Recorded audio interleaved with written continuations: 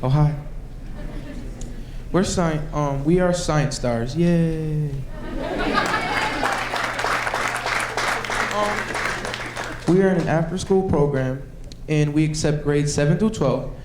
And we do investigations, and we make movies that impact on people's lives and also help the community. I'm just happy that everyone on this stage is a senior, and we are graduating in June. Oh, I forgot. Oh, and we're from East High. So, sign the building. Well, Science Stars, one good fact is Science Stars have been running over 10 years, and 6 years at East. 10 years at East. And, this is Desiree. Hi, Emily. Hi, Morgan. She's a senior too. That's her mom. That's her mom.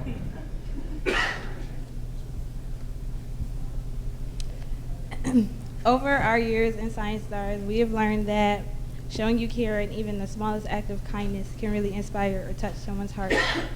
We feel that if the community could come together and put together in a time of need, the world would be a better place.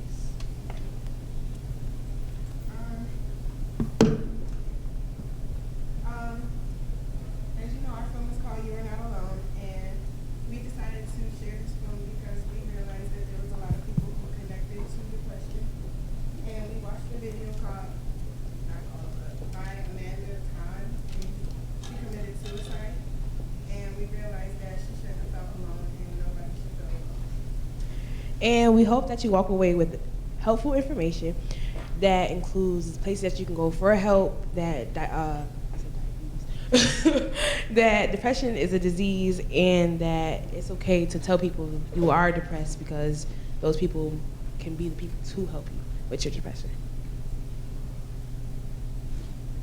The only other thing I want to point out is as you watch the movie, I want you to see how deeply personal science can be and how different science can look when these teenagers are doing it in this movie, and how powerful science can be to impact change. How empowering it would be if we all saw ourselves as science stars like these kids on the stage. So please enjoy our movie, You Are Not Alone.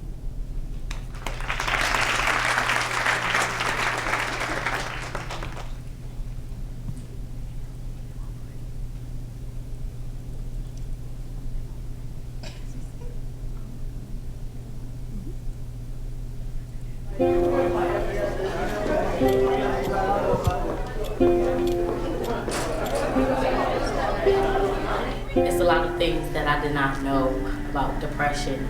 When you go through it, it's not that easy. There isn't a big difference between boys and girls being depressed. A lot of people really don't know the difference between sadness and depression. The majority of teens here in high school believe that they do not need help. I want to start this video to let people know that they're not alone and that a lot of people have a lot of different depressions and a lot of people self-harm. Everybody has their own story.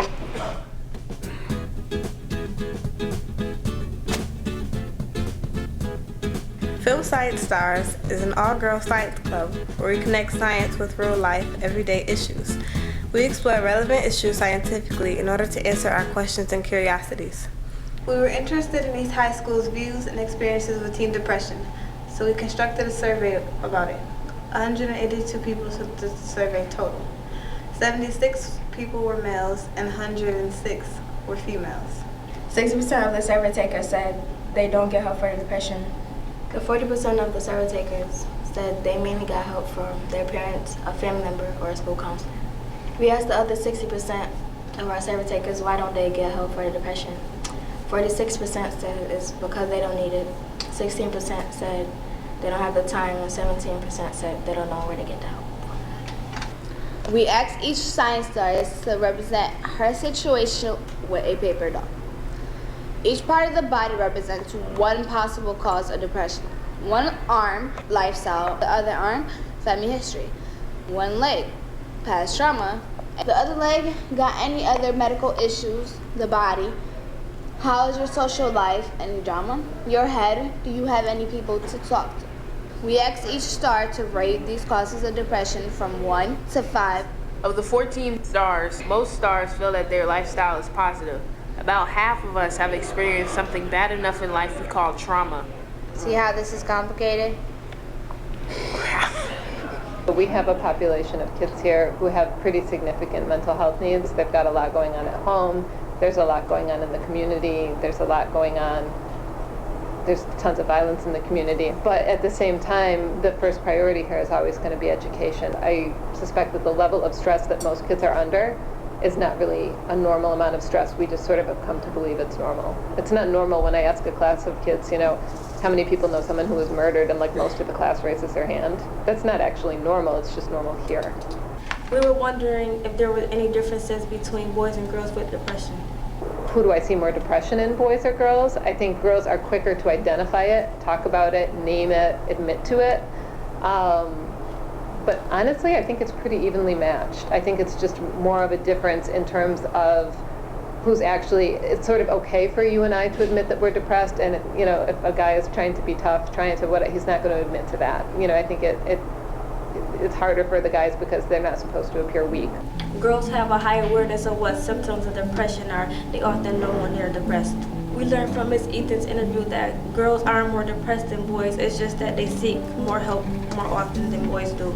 A lot of times with depression, you will see that irritability with teenagers, and people don't realize somebody might actually be depressed, but they might not think of what's considered characteristic, sad, down, moping, but they might be more irritable. Schoolwork, for example, would go down. Relationships can be really disruptive. We set up a photo booth in East High's cafeteria during lunchtime. The purpose of the photo booth was for us to get East High's opinion on teen depression or depression in general, anonymously. The results from East High's students were very interesting and obvious that they put little emotion into their answer. From our survey, our interviewers with experts and researchers learned what we already knew. Depression is real and it hurts. What do we do about it? What do we do when the stress is building? How do we make it stop? I started cutting about 2 years ago, and I don't remember the reason why, but I know I got into a really big argument with somebody, and I just felt really bad. And I felt like, well, I hurt this person, I should hurt myself. I should be punished for hurting this person. And then I started, and it just got really addicting, and it was really hard to stop. I don't understand why people say when you cut, you're trying to commit suicide or you're suicidal, because it's not suicidal. It's just relief and pain. There's been an uprise of cutting behaviors. I think something that's really important to know about that is that does not always mean that somebody's suicidal. It certainly means that they're hurting themselves, but sometimes cutting is actually an addictive behavior. When someone cuts themselves, if you think about when you get hurt, it releases chemicals in your brain that try to dull pain, right? And so if you think about it, cutting yourself actually releases some chemicals that make you feel better. I do have a lot of scars on my legs, my arms. You have to think about the future. You can't wear a short sleeve shirt. You can't wear shorts because people will see your scars. Things that I use to help cope. I listen to music sometimes, or I'll go on YouTube and I'll listen to some like meditation type thing and just relax. We wondered if there were other healthy ways of coping with depression. We interviewed Nurse Fairbanks about benefits of owning pet and dog therapy. We found that animals help greatly with depression. Working with animals helps people develop empathy and provide confidence to communicate with others. We also learned that staying active and exercise are healthy ways of coping. Let me take you inside our brains to explain neurotransmitters. Scientists have different guesses about how many nerve cells are trying to talk with each other in our brains, but it is something between 4 and 10 billion. That's a lot. If we zoom in and look closely at any two nerve cells trying to communicate with each other, this is what we would see. Dendrites, a cell body where the nucleus is, and a long part called the axon. The end of the axon is called the axon terminal, because that's where it ends. Scientists think there are not enough colorful M&Ms or neurotransmitters in this space. Medications block the first cell from taking these M&Ms back up, leaving more in the space so more can bind to the next step? The most successful really depends on the person. The research would say a combination of medication and talk therapy with a therapist. And what a therapist does that's different is sometimes they're really good at listening for the way a person is thinking about their situation. And sometimes a therapist can really help people like interrupt thoughts that are not really productive, that are going to get people stuck. What do I have planned for today? Oh yeah, Lana has a birthday party later on tonight. But I'm not in the mood. I just want to be alone.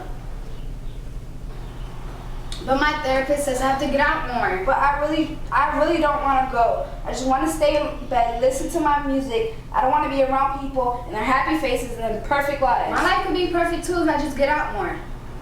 But I have nothing to wear. People are going to judge me.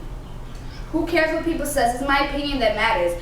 I need to stop making excuses and just do it. Word to Nike. I don't care. I don't care what Nike says. I just want to be alone. You can do this. Just start by getting dressed and head out the door. Let's go from there. Okay, fine. Let's go. I've been going to counseling for about a year, and they put me on some medication.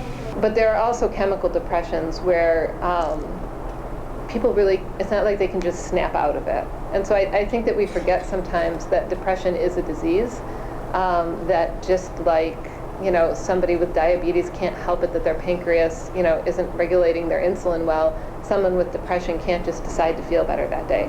Well, when I hear the words "you are not alone," I think about that as people can relate to me, people can help.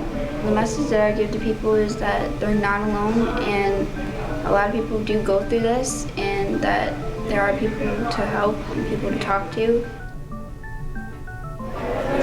Depression hurts and it affects a lot of us.